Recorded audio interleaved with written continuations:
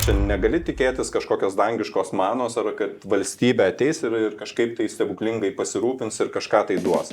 Kai pakeičia vartus oro uoste ir mums reikia bėgti. Kai jau bėgam ir tada dažniausiai pagalvojam, nes 10 metų nesportavau, ne? Vyrai gyvena netoli 14 metų išėję į pensiją, moterys gyvena virš 18 metų išėję į pensiją. Senovės Romos imperija, vidutinė amžiaus trukmė buvo 18 metų. Bet įsivaizduokite senovės Romos imperiją, kai kas nors būtų pasisakę iš vadovų, kad gyvensime 72.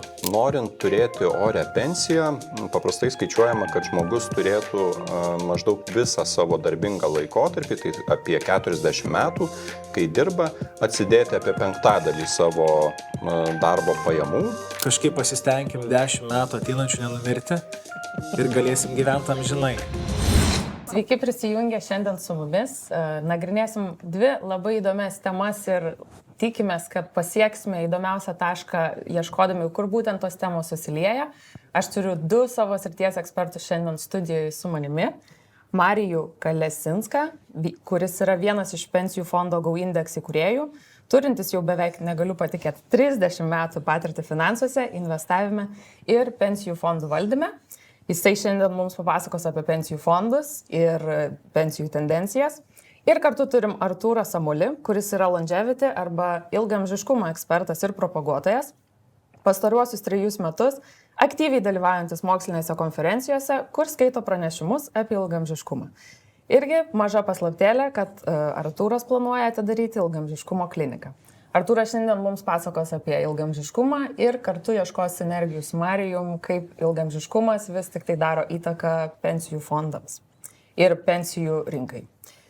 Tai pradėti norėčiau turbūt nuo tokios įžvalgos ir pastebėjimo, kuris man buvo labai įdomus spaudoje, kad kiek dabar mes jau turime 100 metų. Taip gal plika akimi kartais nebesimato, kaip stipriai tos tendencijos keičiasi ir tas vidutinis amžius vis didėja. Bet 100-mečių skaičiai iš tikrųjų iliustruoja, kad keičiasi situacija. Tai 24 metais Lietuvoje buvo 339 100-mečiai. Vyriausi buvo keli vyrai Kaune, kurie buvo pasiekę 109 metų amžių, bet didelė dauguma 100-mečių vis tik tai buvo moteris, 293.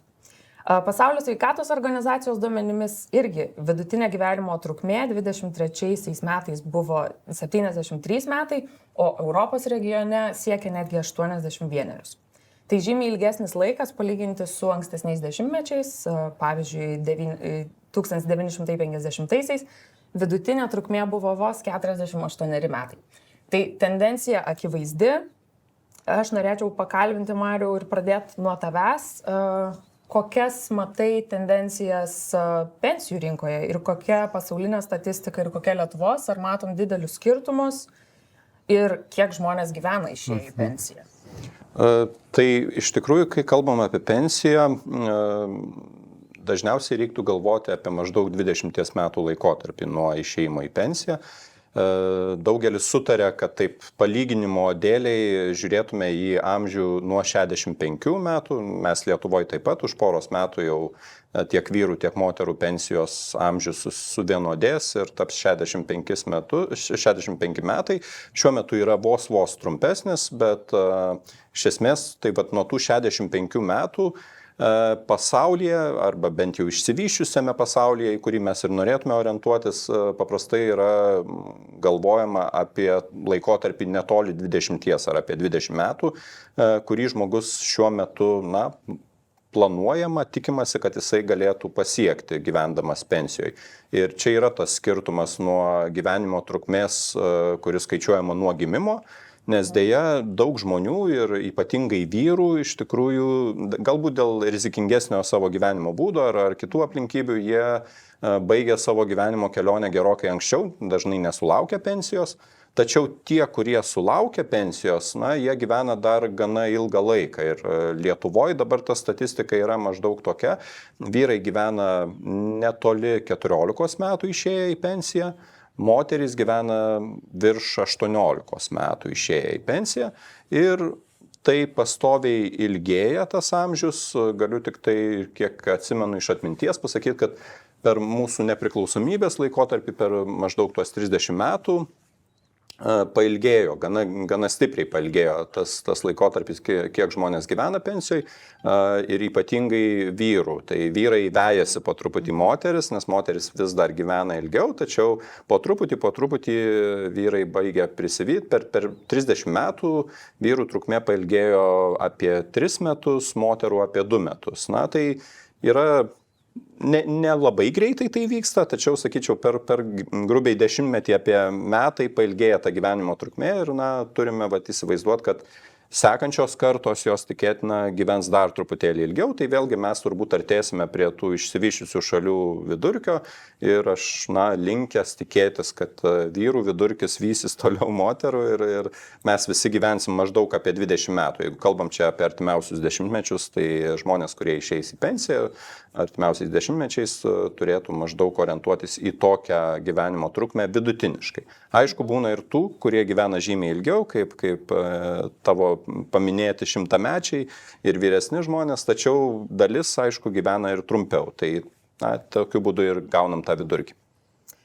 Ar tavo vertinimu mes kaupiam pakankamai dabar Lietuvoje, žiūrint dabartinę kartą, kuriai pensija nusimato netrukus? Taip. Čia, kad atsakyti į tokį klausimą, tai vėl reikėtų tokius bazinius dalykus susidėlioti, kaip žiūrėti, ką reiškia pakankamai kaupti ir kokia ta pensija turėtų būti. Tai yra tokia savoka kaip ori pensija. Mes, aišku, taip intuityviai daugelis Lietuvoje suvokiam, kad kai matom vakariečius, kokius reiškia Rolandus, Danus ar netgi vokiečius, reiškia jų pensininkus, matom keliaujančius, pakankamai gerai atrodančius ir besijaučiančius ir matom, kad jie gali sau leisti daugą. Tai vienas dalykas, kaip žmonės jaučiasi, bet kitas dalykas, ar jie turi finansinių resursų, kad galėtų mėgautis gyvenimu. Tai yra tokia savoka ori pensija ir ori pensija laikoma maždaug, jeigu žmogus turi apie 70-80% savo buvusių pajamų prieš išeidamas į pensiją, tai jau yra ori pensija. Tai dabar klausimas yra, kaip pasiekti tą dalyką, tą orę pensiją, nes Lietuvoje kol kas mes jos nepasiekėm. Žmonės, daugelis, kurie išeina į pensiją, šiuo metu sugeba užsitikrinti iki pusės maždaug savo buvusių pajamų. Kas nėra labai blogai, nėra tragiškai, yra šalių, kuriuose situacija blogesnė, tačiau toli gražu mes dar nesiekiam tos orios pensijos lygio. Tai reiškia, kad mes ir nekaupiam pakankamai. Ir kai aš kalbu apie kaupimą, tai čia reiktų galvoti ne vien tik tai kaupimą pensijų fonduose 2, 3 pakopoj, tačiau ir kituose dalykuose. Visų pirma, ir pirma pakopa, nepaisant to, kad jinai dažnai yra kritikuojama, tačiau aš nenurašyčiau jos ir manau, kad tai yra svarbus dėmuo pensijos užtikrinime ir Lietuvoje, kažkiek mes pensijos gauname iš pirmos pakopos, taip vadinamos sodros pensijos, o toliau daug kas priklauso nuo mūsų pačių, kiek mes naudojamės kaupimo priemonėm 2, 3 pakopai. Ir visai filosofiškai galima dar plėsti tą skaičių pakopų iki daugiau, ten galima priskirti ir vaikų, kas galbūt daug turi vaikų ir tie vaikai padės senatvėje, reiškia, ar ten kitos investicijos kažkokios, tai čia jau priklausom nuo susitarimo. Jeigu reziumuočiau tą visą temą, tai sakyčiau, norint turėti orę pensiją, paprastai skaičiuojama, kad žmogus turėtų maždaug visą savo darbingą laikotarpį, tai apie 40 metų, kai dirba, atsidėti apie 5% savo darbo pajamų, tai apie 20%. Ir per tuos 40 metų jisai gali pasiruošti ir susikaupti tiek įvairiom formom, įskaitant 1, 2, 3 pakopą ar kitokiom kažkokiam formom, tačiau apie 5% pajamų atsidedant visą darbingą laikotarpį galima pasiekti tą orios pensijos lygį. Tai čia pabaigiant galima tik tai pasakyti, kad Lietuvoje mes dar to nedarome. Iš tikrųjų, jeigu skaičiuoti ypatingai tą 1 pakopą, sodrą, ir tada 2 ir galbūt 3, kurioje dar kol kas retas dalyvauja Lietuvoje, tai mes sunkiai sudarom tuos 20%. Daugelis yra kokiam lygyje apie 16, galbūt ar 17%, tai mums dar šiek tiek reikėtų pridurti, ypatingai tiem, kurie nedalyvauja jokia forma kaupime ir niekur kitur neatsideda tų santaupų pensijai. Ir reikia prisiminti, kad reikia ilgą laiką, tai 40 metų tą daryti, tai yra visą laiką, kol mes dirbame. Tik tada galim tikėtis to efekto, čia jokio stebuklo nėra, tiesiog tokia matematika. labai anksti reikia būti sąmoningu, nes skaičiuoju, tada turėtum pradėti kaupti visose pakopose, būdamas 25. Taip. Maždaug, kai žmogus jau pradeda dirbti, tai jeigu jis pradeda šiek tiek anksčiau, tai juo geriau iš tikrųjų. Reiškia, jis gali truputėlį lėtesniu tempu kaupti ir tuomet galbūt jau jam užteks ne 20%, o kokių 19 ar 18, jeigu 20 metais pradėjo dirbti, bet reikia planuoti, kad tada nuo 20 jisai dirbs ir ruošis savo senatvę iki pat 65 metų. Supratau. Dar grįšim prie pensijų klausimo netrukus, o Artūrai, šiek tiek tavęs norėčiau paprašyti daugiau mums papasakot, kokios tendencijos šiandien longevity pasaulyje, kiek ilgėja žmonių gyvenimo trukmė ir kiek sveiko gyvenimo trukmė ilgėja, nes čia turbūt irgi vienas svarbesnių klausimų. Gal net kažkokios statistikos turi pasidalinti? Tai labai daug statistikos jūs jau vardinate pradžioje pokalbio.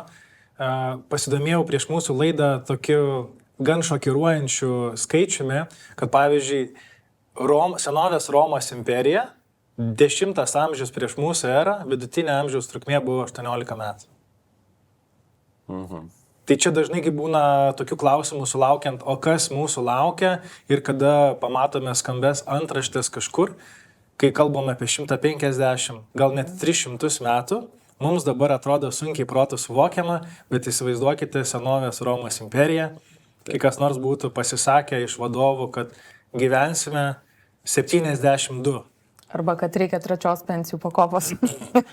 Tai kalbant apie tendencijas, įdomu tai, kad tikėtina, kad tai nemažą įtaką turi būtent sveikatos inovacijos, kurios vienareikšmiškai pagelbėjo išlikti gyviems, ar ne, ir pasiekti tą. Nereikia žiūrėti taip 10 amžių prieš mūsų erą, nuo 1900 iš esmės jau per 100-120 su trupučiu metų, kur buvo amžiaus vidurkis pasaulinis vidutinis 30-40 metų. Tai mes turim 2,5 karto vidutinę amžiaus trukmę ilgesnę. Ir be abejo, tikrai reikėtų paminėti vieną momentą įdomų, kur 2006 metais japonų mokslininkas Shinya Yamanaka buvo apdovanotas Nobelio premija už tai, kad atrado tam tikrus momentus moksle, kur galima perprogramuoti ląsteles, apie genetinį perprogramą atlikti. Tai ne tik mano nuomonė, aš daugiau bendraudamas su mokslininkais, su sveikatos ekspertais, įžvelgia tai, o aš tik tai galiu šitą žinutę perduoti, kad tikrai spartus labai virsmas vyksta. Ir jeigu mes žiūrėdavome, kad po 10-20 metų kažkas atsitiks tokio, kur galėtų kardinaliai pakeisti vidutinę amžiaus trukmę ir kalbant apie sveiką gyvenimą būtent, tai dabar mes sakome, kad greičiausiai 8 metų bėgyje, 5-8 metų bėgyje mes jau galėsim iš esmės nuspręsti, mes norim mirti ar ne. Oho. Aš žinau, Artūrai, iš kur tos mintis tavo ateina, aš irgi labai bijau visada jom dalintis, bet mokslo bendruomeniai apie tai iš tikrųjų yra kalbama. Tai... Ir tikrai neleisi man sumeluoti, esi irgi entuziastų grupėje, kur mes taip pajuokaujam, bet pro ašaras, kad kažkaip pasistengim 10 metų ateinančių nenumirti ir galėsim gyventi amžinai. Vėlgi čia prie tų pačių tendencijų kalbant, tai yra labai tokie šokiruojantis skaičiai, šokiruojantis faktai gali būti, bet iš esmės labai priklausys nuo bioetikos, tos medicinos etikos, nes ląstelę atsukti iki embriono lygio jau iš esmės jau dabar visą tai įmanoma padaryti. Su pelėmis viskas yra išbandyta, dabar vyksta tyrimai su beždžionėmis, sekantis etapas yra žmonės ir tikrai ilgai laukti nereikės.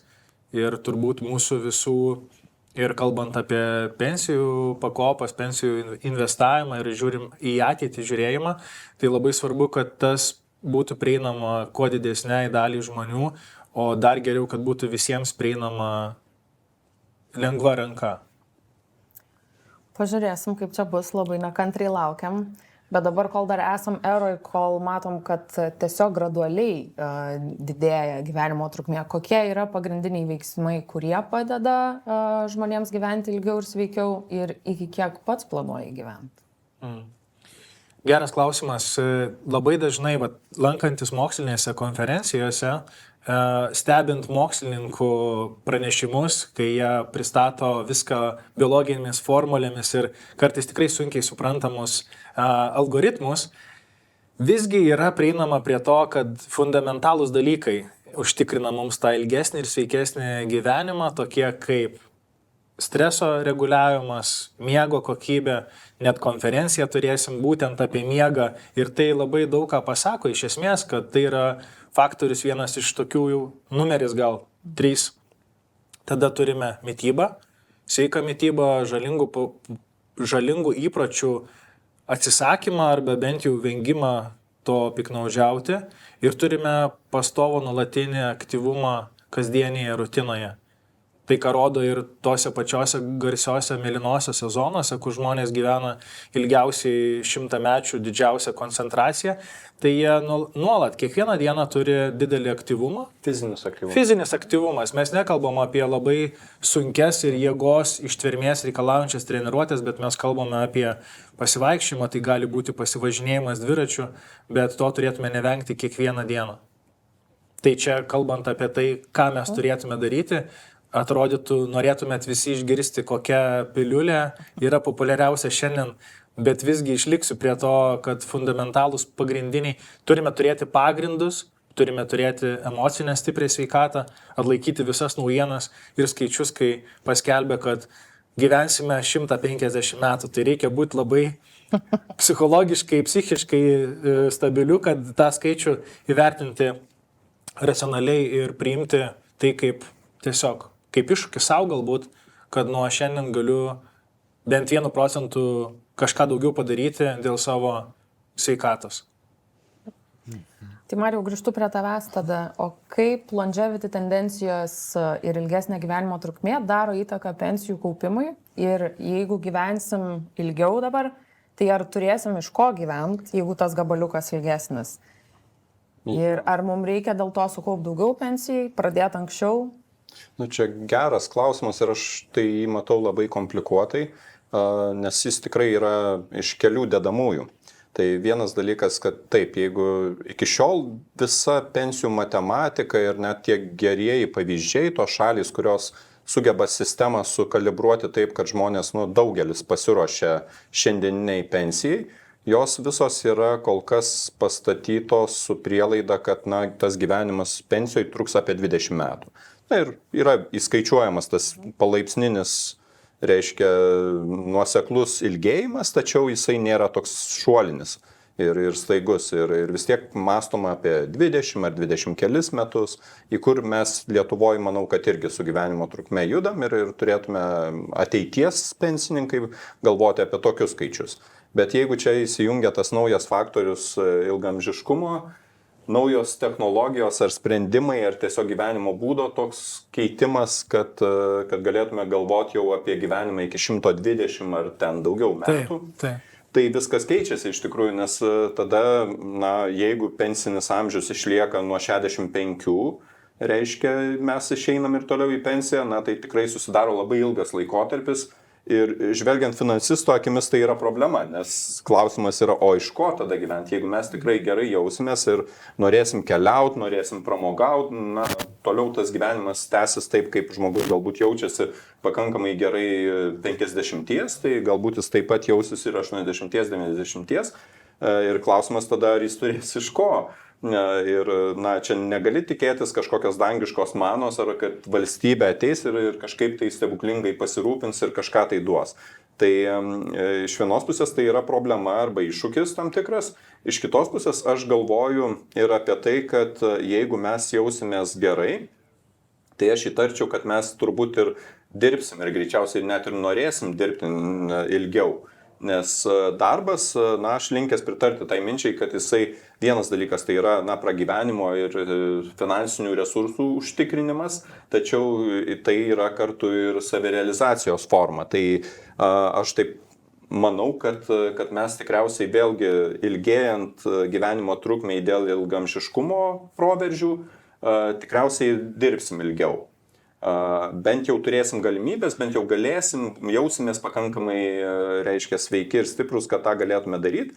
Ir tada galbūt mes vis tiek prieisim prie panašaus uždavinio, koks yra dabar, kad tas likutinis, reiškia, gyvenimo laikotarpis, kuriame galbūt mes jau, iš tikrųjų, galbūt nebenorėtume dirbti tikėkime, kad jausimės gerai kuo ilgiau. Tačiau, na, taip kaip dabar mes matom, sakykime, kažkokius pensininkus, aš kaip tik irgi šiemet turėjau trumpas atostogas vienoje iš Graikijos salų ir atkreipiau dėmesį, iš tikrųjų, na, ten labai daug keliaujančių žmonių, vyresnio amžiaus, reiškia pensininkų ir, na, mano toks spėjimas būtų, kad jie yra dabar kokius 70-80 metų, tačiau kai kurie iš jų jaučiasi labai gerai ir labai guviai, ir matosi, kad jie mėgaujasi tom kelionėm, o kai kuriem, na, jie keliauja, bet jau yra, matosi, kad didžiulis fizinis iššūkis, jiem yra sunku. Tai klausimas yra, kaip ilgamžiškumas, kaip tas longevity reiškia visi pokyčiai, kaip jie paveiks mus. Ar vis tiek liks tas tam tikras laikotarpis, kuris bus irgi galbūt 20 ar 25 metai, kuomet mes, na, galbūt sunkiau galėsim judėti, negalėsim dirbti ir jam reikės finansiškai pasiruošti. Tai tiesą pasakius, aš neturiu atsakymo šiai dienai, kaip viskas pasikeis. Ir aš manau, kad jeigu mes iš tiesų esam ant tokių didelių proveržių slenkščio, kaip Artūras pasakoja, tai mes tiesiog šiandien nežinom, kaip tas pasaulis pasikeis, bet jisai gali pasikeisti labai radikaliai. Dabar pagalvojau, kad tiesiog labai įdomu žiūrėti ir tai, kad išsiskiria visuomenės dalis, tai yra, kad turim jau dabar 100-mečių, tikėtina, kad 100-mečių daugės. Statistika galbūt judės su vidurkiu, bet ta didelė dalis 100-mečių bus galbūt neprikaupę pensijų užtektinai. Bet visko gali būti, ar ne? O Marijau, kokias didžiausias arba dažniausias klaidas daro žmonės planuodami pensiją ir kaip jų išvengti? Labai sunku pamatuoti visas, kurios čia didžiausias, bet yra tų tokių tipinių klaidų. Tai, na, gal aš esu turėjęs nemažai seminarų, mokymų, kur sutinku didelės auditorijas žmonių ir kalbam apie tas pačias pensijų temas. Ir gal tiesiog pasidalinsiu, ką aš pastebiu tokį reiškinį, kad labai dažnai būna tokia nuostata arba klausimas arba pasisakymai, reiškia, kalbi su didelė auditorija ir ten atsiranda tikrai didelė dalis žmonių, kurie sako, aš tai pensijos nesulauksiu. Na ir pasirodo, kad taip masto didžiulė dalis. Kiti ten sako, gal sulauksiu, bet aš tikrai ilgai negyvensiu. Dėl to, iš karto žmonės nori savo tokį baltą bilietą išsirašyti, kad, man gal ruoštis nereikia, nes aš arba nesulauksiu, arba gyvensiu trumpai. O statistika rodo visai ką kitą, iš tikrųjų. Tai aš visiems tokiais atvejais ir aiškinu, kad ne, mielieji, labai didelė tikimybė, kad jūs sulauksit tos pensijos ir dar joje pagyvensit gerą gabalą savo gyvenimo. Ir tai gali būti tie patys, reiškia, ar 15, ar 20, ar net ir daugiau metų. Tai nebus nieko nuostabaus, jeigu jūs gyvensit ir 20 plus, reiškia, metų. Ir, kai pagalvoji, 20 metų gyvenimo tai yra labai reikšmingas laikotarpis. Tai atmestinai žiūrėti ir gyventi kažkokia tokia, aš sakyčiau, čia išvirkštinė net logika ar išvirkštinė svajonė, kad gal aš negyvensiu ilgai, tai yra ir naivu, ir neteisinga, ir neatsakinga, aš sakyčiau, prieš save patį ir savo galų gale šeimą. Nes tikimybė yra tokia, kad gyvensim, mes toj pensijoje sulauksim ir gyvensim ir tada yra klausimas, ar aš esu pasiruošęs, kiek aš esu pasiruošęs, nes aš taip daryčiau prielaidą, kad didžioji dauguma žmonių vis tiek yra kažkiek pasiruošę. Klausimas yra tik tai, ar pakankamai ir, tas pakankamai irgi gali nuo paties žmogaus perspektyvos atrodyti. Tai jeigu jis nenori tos orios pensijos, jam gal ir nereikia tiek stipriai ruoštis. Jeigu jis nenori, taip kaip Olandų pensininkai, reiškia turėti tą finansinį užsitikrinimą ir turėti tuos 70, 80 ar daugiau procentų, tai gali būti irgi toks planas. Bet jeigu žmogus apie tai mąsto sąmoningai, tai labai sunku sugalvoti, kodėl žmogus nenorėtų oriai gyventi ir iš finansinės pusės, galvojant apie tą laikotarpį pensijoje. Turbūt labiau žmonės nenori dabar atsidėti pinigų ir čia toks, mąstymas, kad nebus man tos pensijos. Taip, čia aš gal net... Senas nebūsiu.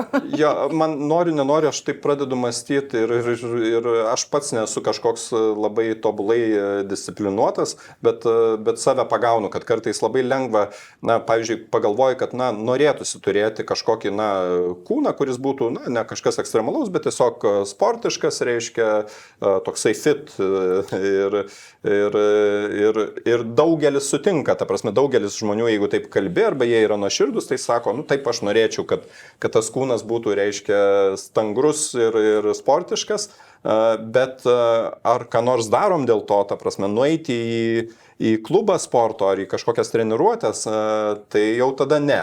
Bet norim rezultato, daugelis sutinka, kad jo, aš visai neatsisakyčiau turėti gerą, reiškia, sportišką stiprų kūną ir sveiką, bet pastangų įdėti, tai, na, visada norisi atidėti, arba dar ne dabar, arba, na, gal galiu praleisti, ta prasme, gal čia truputį šį pusmetį, ta prasme, nesportuosiu, o po to kažkada vėliau, o po to ateina kitas pusmetis, tą pusmetį gal irgi nelabai norisi, o svajonė lyg ir tikslas lyg ir išlieka, kad norėčiau rezultato, tačiau pastangų nesinori įdėti. Tai tas pats, čia sakyčiau, tas toksai pasiruošimas pensijai yra labai panaši paralelė, nes tai akumuliuojasi per ilgą laiką tas rezultatas ir jeigu mes praleidinėjom kažkokius laikotarpius ir tie laikotarpiai išsitęsia dar, tai iš nieko nebus to rezultato. Tai čia nėra jokio stebuklo, tiesiog visi turim suprasti, kad jeigu visgi apsisprendžiam, kad norim to rezultato, tai reikia skaičiuoti, reikia turėti planą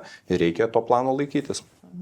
Gal tu galėtum, kadangi jau palėtėm tą temą, plačiau šiek tiek pasakyti, kaip laikas paveikia kaupiamą turtą, atsižvelgiant į gyvenimo trukmę ir kodėl svarbu pradėti anksti. Pavyzdžiui, jeigu man dabar 32, aš nepradėjau 25, tai kiek aš čia žalos jau patyriau? Man atrodo, kad tarsi galėčiau tų eurų dabar primesti, bet turbūt jau pralošiau. Nu taip asmeniškai sumodeliuoti iš tikrųjų geriausiai individualiai ir yra jau tam tokios skaičiuoklės, mes tam pačiam GoIndex puslapį internete esam padarę tikrai mano galva tokią gerai paruoštą jau skaičiuoklę, kuri yra pakankamai nuosaikiom prielaidom ir konservatyviai galima įsivertinti tą savo padėtį ir kur esame dabar ir ką reikėtų pakeisti, jeigu mes visgi norime tam tikro pensijos lygio. Ar tai va to orios pensijos standarto 70-80%, o galbūt reiškia kažkas sakys, man ir šiek tiek mažiau užtenka, o galbūt kažkas tai ir kartais sutinku ir tokių žmonių, kurie sako, na, aš neapsiribosiu 70-80, aš noriu turėti 100 maždaug procentų, kad nustojęs dirbti, turėčiau maždaug tiek pat pajamų iš investicijų, iš kitų, reiškia, iš visų pensijos šaltinių. Ir yra tų šalių, kuriuose žmonės gauna tokias pensijas, tokias pajamas nustoja dirbti.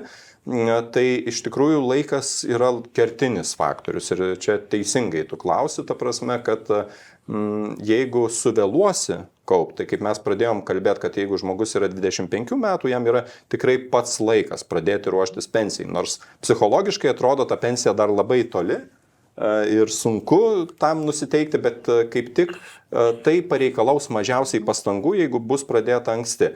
Jeigu žmogus, aš nesu skaičiavęs tokiam, kaip minėjai, jeigu 32 metai, bet sakykime, jeigu 32, tai liko pačiai, reiškia, iki pensijos amžiaus, laikykime, kad jisai yra 65, tai šiek tiek daugiau negu 30 metų. Ir jeigu liko žmogui 30 metų iki pensijos ir jis iki šiol visai nesiruošė, tai aš iš atminties atsimenu, kad maždaug apie trečdalį savo einamųjų pajamų tektų atidėti, ir tai yra didelė dalis. Trečdalis tikrai yra daug. Ir aišku, čia yra dalis įskaičiuojama ir tie mokesčiai, kuriuos mes mokam sodrai, tačiau ten nėra labai daug, ten nepilni 9% nuo mūsų atlygio keliauja į tą pirmos pakopos sodros pensijos kaupimą. Tai kad pasiekti 33% reikia gerokai daugiau ir iš tikrųjų, jeigu žmogus, ten skaičiuojant grinai matematiškai, nes čia nėra nieko kito apart matematikos, tiesiog jeigu žmogus susiskrimba labai vėlai, pavyzdžiui, jam lieka kokie 20 metų ar mažiau iki pensijos ir jis tik tada supranta, kad jis iki šiol nieko nėra atsidėjęs, galbūt reiškia ir nemokėjo mokesčio ar panašiai, bet dabar jau pradės ruoštis, tai jam reikia be galo didelės dalies, ten jau pradeda artėti viskas, kad vos ne visas pajamas jam reikia atsidėti pensijai, kas nėra realu faktiškai. Tai, žodžiu, tas laikotarpis, kada pradėti, jis yra labai reikšmingas ir kuo anksčiau žmogus pradeda, tuo geriau. Aišku, iš kitos pusės reikia nepamiršti, kad žmogus, jeigu yra jau 30 ar 35 metų, labai tikėtina, kad jau kažkiek jis yra kažkokiam formom sukaupęs. Galbūt kažkiek tai jau yra susikaupę tų vadinamų sodros taškų, galbūt jis kažkokių investicijų, net jeigu tai nebuvo specifiškai pensijų fondai, bet kažkur tai buvo investuota, kaupta, tai visą tai galima įvertinti ir va tokį dalyką, tokį pratimą geriausiai padaryti galima visiškai pačiam individualiai, ten nėra sudėtinga, naudojantis skaičiuoklę, bet jeigu reikalinga, galima pasitelkti ir konsultanto pagalbą, kuris padės susiskaičiuoti ir įsivertinti, kokioje situacijoje žmogus yra dabar ir ką jam reiktų pakeisti, jeigu jis žino savo tikslą. Tai aišku, visų pirma, reikia suprasti, ko siekiam. Tai orios pensijos. Na, daugelis to norėtų, bet ar pasiruošę dėl to dirbti, ar planuoti ir sekti to planu. Bet man šiaip labai patiko tavo su sportu šitas palyginimas, nes jaučiuosi lygiai taip pat visą vaikystę nesportavau, tai dabar jau, kaip jau tokia mano vidutinė ta jaunystė, labai jaučiasi, kad turiu tiesiog pavyti, kad būčiau tam pačiam lygyje, kur buvo visi tie vaikai, kurie visą jaunystę ten mokyklos laiką sportavo. Tai su pensija jaučiu yra panašiai, bet aš susizgribau jau, tai tikiuosi taip geriau vėliau, bet reiks daugiau pastangų. Taip. O dar kartu galvoju, kokie skirtingi vis tik tai yra žmonių įsitikinimai arba su kokiom svajonėm ir įsivaizdavimais jie gyvena, kad Marijus sako, kad sutinka nuolat žmonės, kurie sako, kad pensijos nesulauks. Aš sutinku ir tu, Artūrai, man atrodo, pritarsiu žmonės, kurie sako, kad gyvens amžinai arba gyvens minimum iki 120. Taip. Tai labai skirtingai. Aš galvoju, Artūrai, pakalbėkim dar truputėlį apie tai, kaip ilgamžiškumo tendencijos bendrai pakeis gyvenimo dizainą. Tai Davidas Sinclairas sako, kad jisai bus mokslininkas, kuris, kadangi taip ilgai gyvens, tai turės neįprastą 70 metų karjerą. Ir sako, įsivaizduokit, koks aš tada būsiu mokslininkas, nes aplenksiu visus pirmtakus, kurie, sakykime, turėjo 40-50 metų darbinio amžiaus. Dar kiti sako, kad pasižiūrėkime tai, kad santokų turėsim daugiau turbūt, nes jeigu gyvensi 120 metų, tai tikėtina, kad norėsi gal vis naujo vyro ar naujo Bent jau žmonos. Bent jau dvi tai dabar dvi jau pas visus. Tai galvoju, kokių dar turi pamastymų iš tą temą, kaip galėtų dalykai atrodyti, jeigu tikrai gyvensim ženkliai ilgiau. Yra tekę bendrauti su žmonėmis, kurie rimtai nusiteikę yra turėti bent keletą karjerų, stiprių karjerų savo gyvenime. Sako, aš dabar esu advokatas, jau tą darau 25 metus ir galvoju, kad norėčiau kažką kardinaliai pakeisti. Tai šita tema, longevity tema, tikisi žmonės, ar ne, investuoja savo laiką, įdomėjimąsi į tam tikras terapijas, jau kas yra šiandienai prieinama. Ir sako, aš rimtai ruošiuosi naujai karjerai, galbūt gydytojo karjerai. Nes kažkada vaikystėje svajojo būti gydytojo, bet tėvai pastumėjo link teisės ir turim tokių daug atvejų, tai dabar puikia proga apie tai rimčiau pagalvoti ir tai įgyvendinti tai. Iš esmės tikrai daug dalykų keisis, aš kai pradėjau domėtis šitą temą, nes longevity kaip savoka, iš esmės ilgamžiškumas neatsirado nei šiandien, nei prieš 10 metų, jis visada buvo, visada žmonės apie tai bent jau pasvajodavo, gal turėjo mažiau informacijos, dabar yra toks kaip gražus papirėlis, viena savoka, vienas žodis, kuris tarsi nusako, tai ir yra visiems labai suprantama, apie ką mes čia dabar kalbėsime. Tai kalbant ir grįžtant, labai norėjau pridėti, pareflektuoti Marijaus apie tą pensijos kaupimą nuo 25 ir tavo Ieva refleksija į tai, kad galbūt reikėtų kažkaip pasivyti sporto režimu ar ne, tai galbūt irgi esi mačiusi tyrimus, Marijus galbūt irgi viena akim užmetęs, kad jeigu mes norime, kad būtų tas rezultatas jau toks apčiuopiamas ir sporto rezultatai duotų naudą, tai mes turime bent 10 metų būti buvę jau aktyviam kažkokiam judėjime. Tai po 10 metų tik tai duoda dividendus. Tai jeigu nedarėm to iki šiol, tai nereiškia, kad mes jau pavėlavom. Nesvarbu, kiek mums būtų metų. Reikėtų labiau susimastyti ir tikrai esate girdėję apie tai, kad mums amžėjant nyksta raumenų masė. Kalbant apie raumenis, nereikia įsivaizduoti ten pasaulinio lygio atletų, olimpinės žaidynės buvo šiais metais, prisižiūrėjom galbūt gražių kūnų ir galvojom, ne, aš jau tiek nebepavysiu, į olimpinės žaidynės nenuvyksiu, bet tačiau, o kodėlgi ne? Iš esmės, kalbant apie tą tokį ilgamžiškumą, mūsų amžiuje gal ne, gal ir taip, Bet olimpinės žaidynės vėlgi, žiūrėkite, atsiranda naujų rungčių, ar ne, atsiranda tokių rungčių, apie kurias senais laikais nebuvo galima pagalvoti, būdavo vos keletą rungčių, o dabar prideda tokių, kur tikrai ir vyresnio amžiaus žmonės tikėtina galės dalyvauti. Labai laukčiau to tokio senukų pasirodymo. Visi vyrai laukia to šanso. Dar kažkada išbėgti į aikštelę.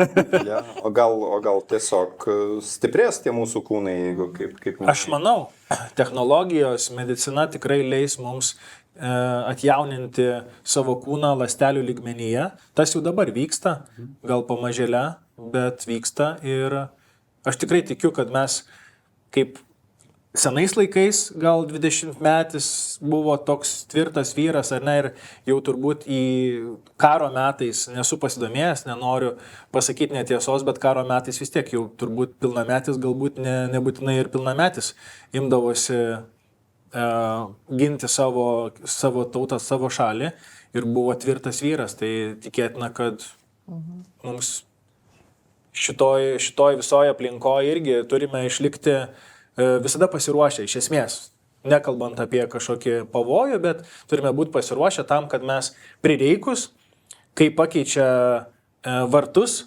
skrydžio oro uoste ir mums reikia bėgti. Taip. Ir reikia bėgti, ar ne? Tai mes tada, kai jau bėgam ir tada dažniausiai pagalvojam, nes 10 metų nesportavau, ne? Taip, reikia. Tai, O du maksas žemas. tai čia apie tai, kad visada pasiruošus būtų gera siekėmybė žmonėms ir palinkėjimas, kad gerai jaustis.